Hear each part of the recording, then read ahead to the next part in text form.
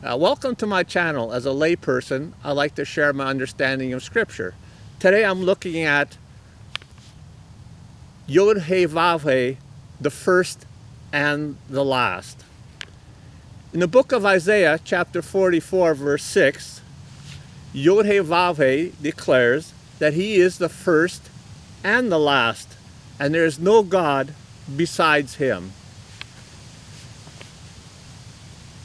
In Isaiah chapter 41, verse 4, YHVH declares that he is the first and he is with the last. It shows that there are at least two who are identified as the first and the last.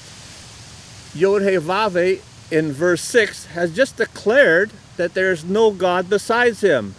Yet, in verse 8, he asks the question, is there any God besides me? Or is there any rock? I'm going with the NASB translation, which has the question mark after the word rock. Whether other translations have the question mark after the word me in verse 8. The connection between verses 4 and 8 is very interesting. The God in verse 4, who identifies as the first, is also with the last. And in verse 8, we have a similar pattern. God, Eloah, identifies with the rock.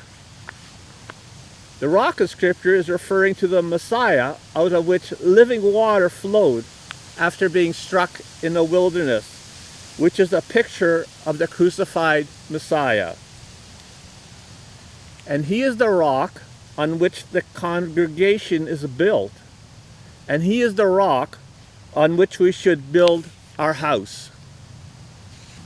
In the book of Revelation, chapter 1, verse 17, and chapter 22, verse 13, we see that the Messiah is the first and the last. So the rock, the Messiah, is the first and the last, just like YHVH. The Father and Son are both identified in Scripture as co-equal.